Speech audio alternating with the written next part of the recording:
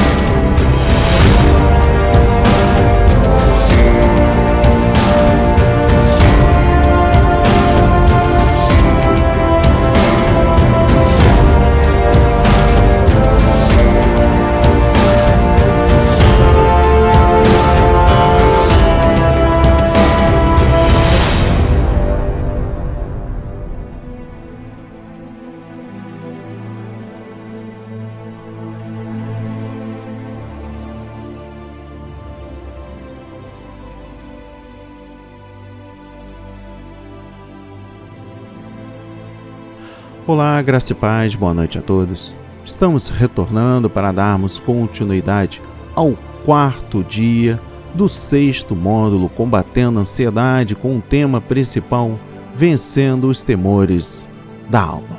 Mas antes gostaria de dar boas-vindas aos irmãos e irmãs que estarão acessando posteriormente a este propósito em orações. Bom dia, boa tarde ou boa noite.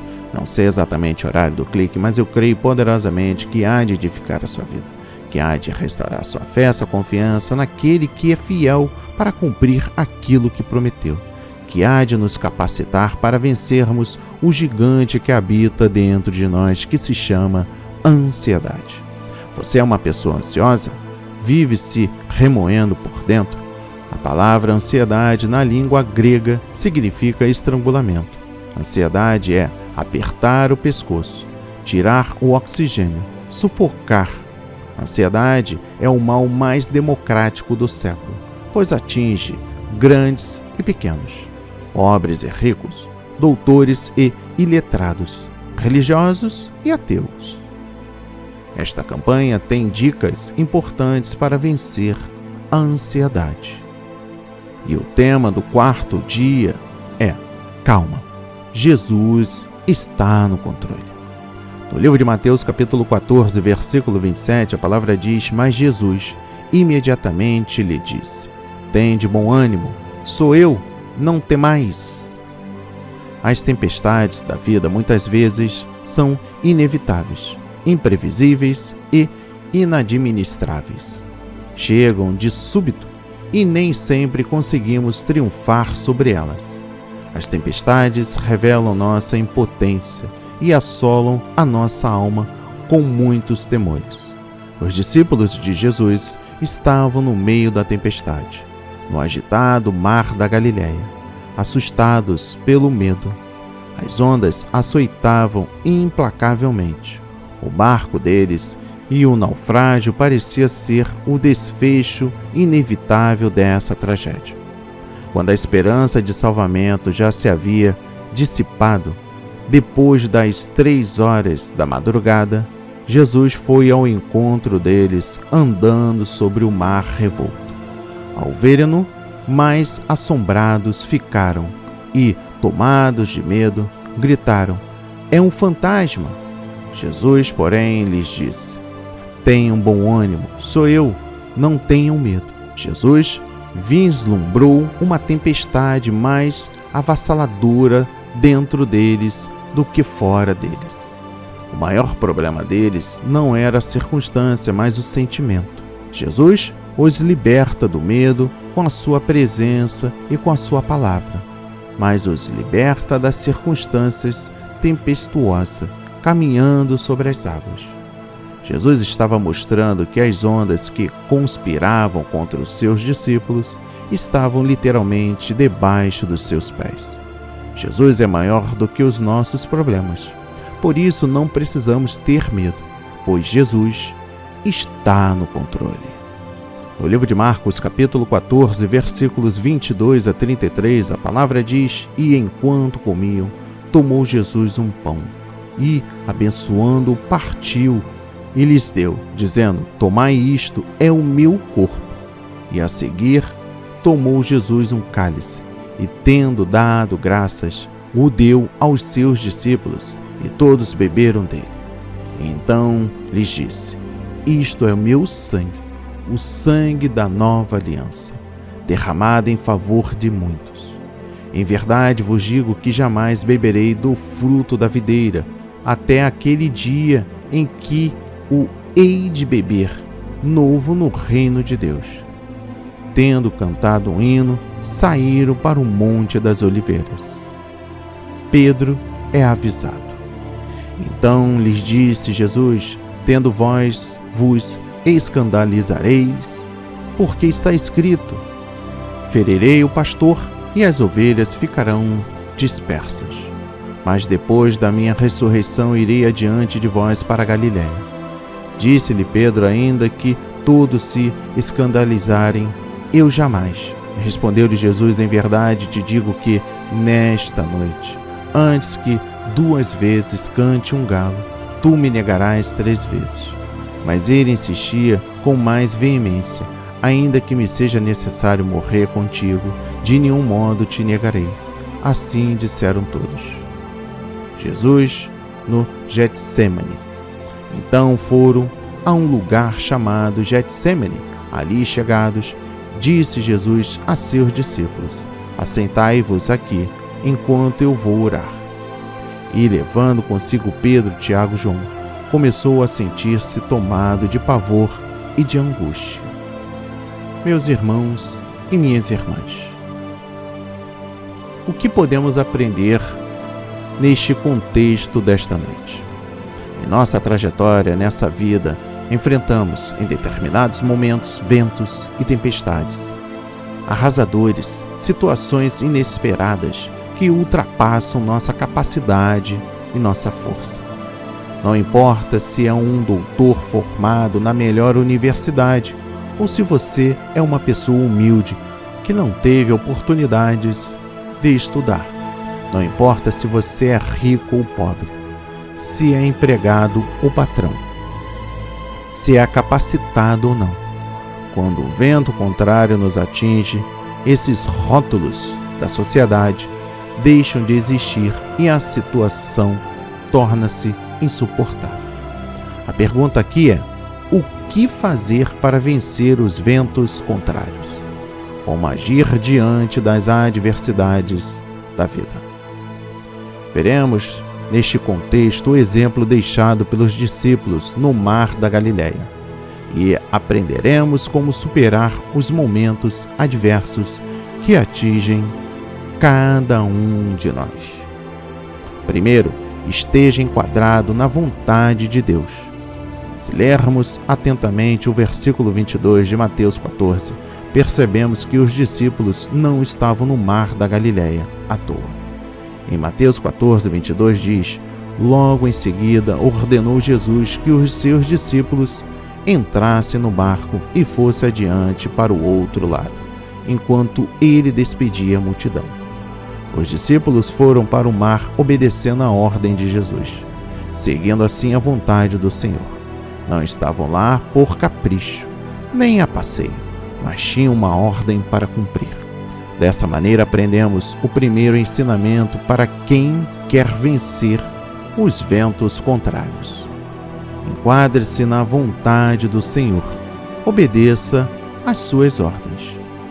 Se você for submisso a Deus, obedecendo-lhe em tudo e ouvindo a sua voz, certamente Ele verá a sua situação e virá com o seu socorro bem presente no momento da angústia para livrá-lo do mal.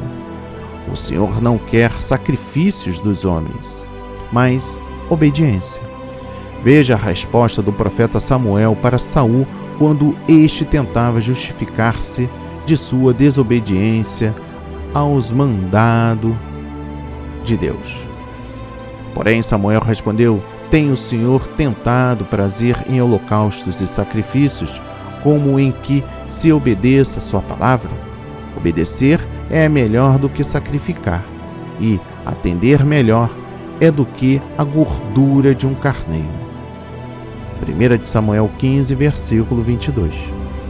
Então, meu irmão, minha irmã, por isso não adianta fazer sacrifícios, votos a Deus ou promessa de espécie alguma. O Senhor não requer isso e não é isso que o agrada. Quer ser agradável ao Senhor? Então obedeça a sua vontade.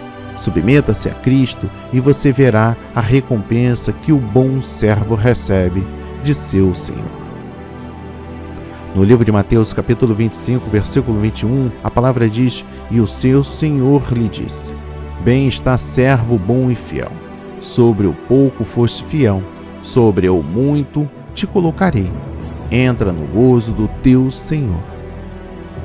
Segundo ponto importante: não questione ao Senhor.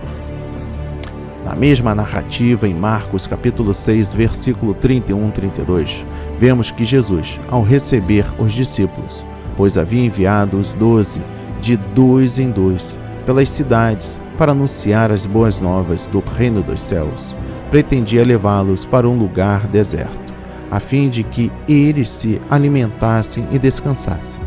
Mas no versículo 33 vemos que a multidão, vendo-os sair, seguiram eles e chegaram antes deles ao local para o qual estavam se dirigindo. Os discípulos estavam cansados e não tiveram tempo de descansar, apesar de Jesus ter tentado dar-lhe descanso, pois o povo não permitiu. Logo depois o Senhor mandou-lhes entrar no barco e ir para o outro lado do mar. Eles estavam cansados e ainda receberam essa ordem e teriam que remar, gastando mais energia para cumprir a vontade do Senhor. Um ponto interessante aqui, meu irmão e minha irmã, é que não vemos nenhum deles resmungando, nem questionando, nem reclamando. Eles só queriam obedecer. Este é o segundo ensino para vencermos os ventos contrários. Não questione a ordem que você receber de Deus, mesmo que você esteja cansado pelas lutas e situações do seu cotidiano. Lembre-se que na parte C de Romanos 12, versículo 2, está escrito que a vontade de Deus é boa, agradável e perfeita. Siga a vontade, não questione nem murmure, e o Senhor te fará prosperar e vencer.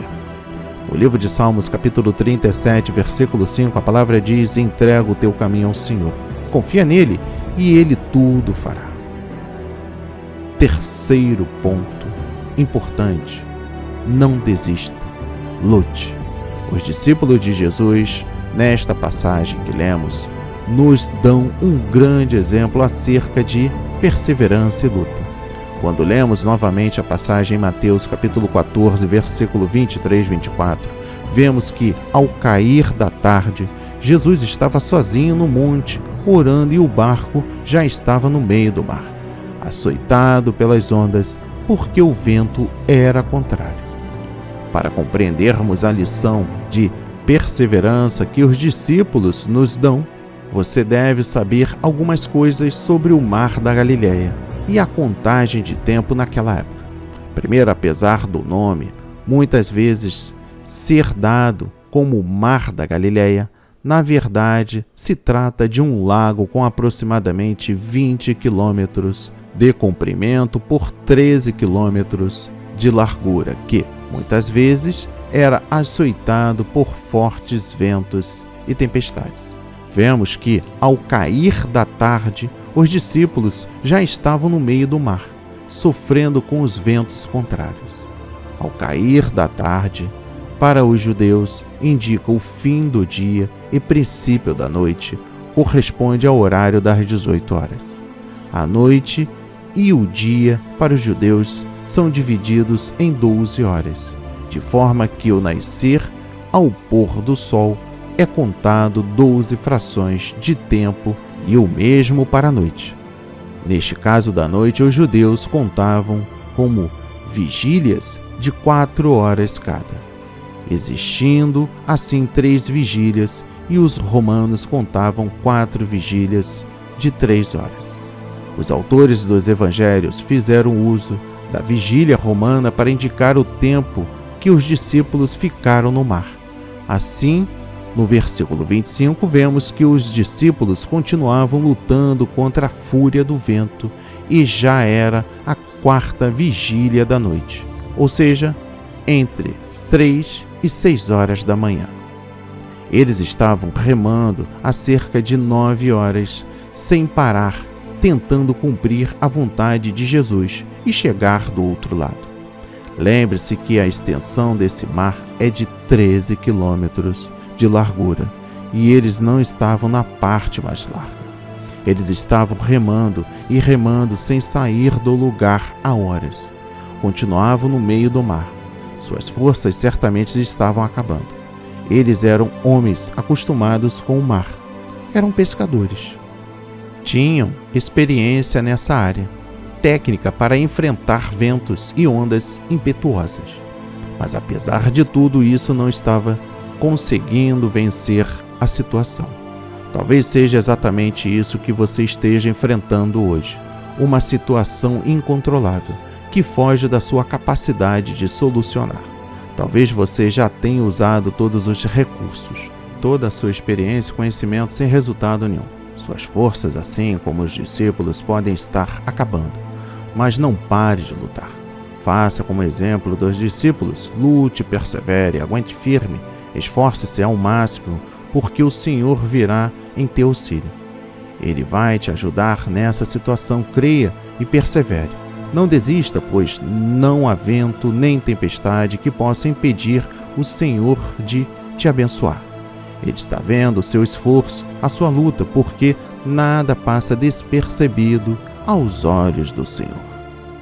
Leia o que está escrito em Marcos capítulo 6, versículo 48, e vendo-os fatigados a remar, porque o vento lhes era contrário, por volta da 4ª vigília da noite, aproximou-se deles, andando sobre o mar. Jesus viu o esforço deles e que já estavam cansados de lutar. Ele também está vendo seu esforço e, assim como veio em socorro dos discípulos naquele tempo, também virá em seu socorro nesse tempo presente, pois Jesus Cristo é o mesmo ontem, hoje e eternamente. Hebreus 13, versículo 8. Tome posse dessa palavra e fique firme em nome de Jesus. Quarto, Jesus andou sobre o mar. O nosso Deus Todo-Poderoso tem todo o poder no céu e na terra. Ele andou sobre o mar, não se importando com a fúria dos ventos ou a força das ondas. Sabe por que ele fez isso? Para mostrar a nós o seu eterno poder, para que saibamos que não há limites nem impossíveis para ele. Aquilo que tem pesado sobre você não tem peso algum para o Senhor. A situação que tem oprimido e perturbado você não é maior do que o nosso Deus. Jesus caminhou sobre o mar para mostrar aos discípulos que aquilo que estava oprimindo por horas não era nada diante dele e estava totalmente em seu controle. Debaixo de seus pés. O mar revolto e as ondas ficaram sob os pés de Jesus, que caminhava sobre elas calmamente. Isso é profético para a sua vida. Não importa o tamanho do problema nem a força do vento contrário. Jesus Cristo tem poder para andar sobre essas adversidades e te dar a vitória. Creia nele de todo o seu coração, aguente firme e veja o livramento do Senhor sobre a sua vida. Quinto e penúltimo, a dúvida e a fé. No versículo 28 a 31 vemos algo muito interessante acerca da fé e da dúvida. A fé é o agente que move o poder de Deus a favor daquele que crê. A dúvida faz o homem se perder e afundar. Observe que ocorre com Pedro. Ele pede ao Senhor uma palavra para poder andar sobre as águas. O Senhor profere a palavra e Pedro começa a andar pelas águas. Enquanto conservou a fé no que Jesus disse, manteve-se em pé sobre a situação. Pela fé caminhou em meio às ondas e forte vento, o que os discípulos juntos não conseguiam vencer. A fé fez com que Pedro andasse sobre as águas e ele tivesse conservado a fé. Teria chegado a Jesus tranquilamente. Contudo, observando em sua volta e vendo a fúria do vento e do mar, ele temeu, duvidou e a fé deu lugar à incerteza, fazendo-o afundar. A dúvida e a fé cumprem papéis antagônicos na nossa vida. A primeira te faz afundar e a segunda te faz caminhar. A primeira te faz cair, a segunda te faz levantar. A primeira move a situação sobre você. Quando Pedro duvidou, o mar começou a engoli-lo. A segunda move você sobre a situação, te faz caminhar sobre o mar. Portanto, crer no Senhor e conservar a fé é outro ensinamento que uma pessoa deve aprender para vencer os ventos contrários e o mar revolto.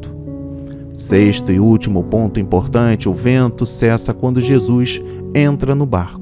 Observamos na leitura de Mateus capítulo 14, versículos 22 a 32, que em todo o tempo da narrativa o vento não parou de soprar contra o barco dos discípulos.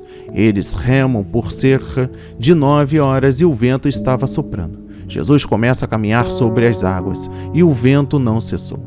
Pedro pede permissão e vai ao encontro de Jesus por sobre o mar e o vento continua forte. O Senhor salva Pedro de se afogar e o vento continua soprando.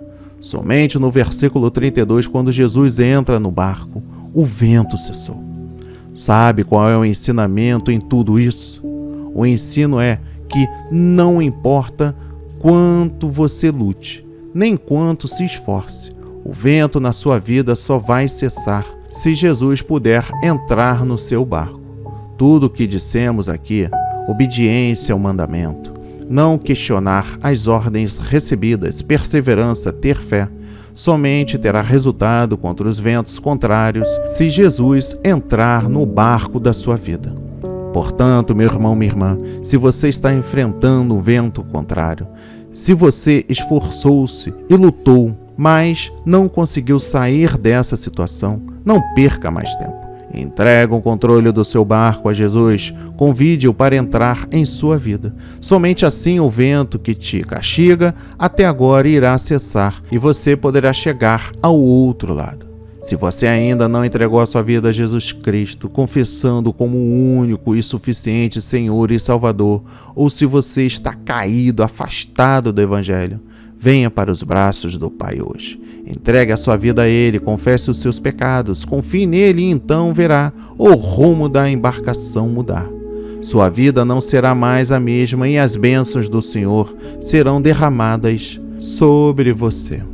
Transforme o vento contrário em brisa suave que sopra em seu favor, confessando a Jesus Cristo como seu único e suficiente Salvador. A palavra de hoje foi semeada em corações quebrantados para a honra e a glória do Senhor. Assim seja, assim diz o Senhor. Amém. E graças a Deus, graças a Deus, graças a Deus.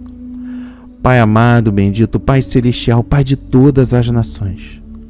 A palavra de hoje foi semeada neste 4º dia do 6º módulo Combatendo a Ansiedade. Ventos contrários sopram contra a nossa embarcação. São momentos de lutas, dívidas, desemprego, doenças, brigas familiares, contendas, discórdia, inveja, soberba. Cada um vivendo um momento, doenças, enfermidades, leito da morte. Mas sabemos que Jesus está no controle de todas as coisas e neste exato momento convidamos para adentrar em nossa embarcação, para que Ele possa ser o condutor de nossas vidas. E assim entregamos para suas mãos o controle da nossa ansiedade, angústia e medo, para que nesta noite haja um avivamento, um novo remanescente em nossas vidas, e assim Jesus realizar o grande propósito de um novo concerto para nós. Louvamos e agradecemos e entregamos nossas vidas em suas mãos, para a honra e a glória do eterno nome Senhor Salvador Jesus. Amém e graças a Deus.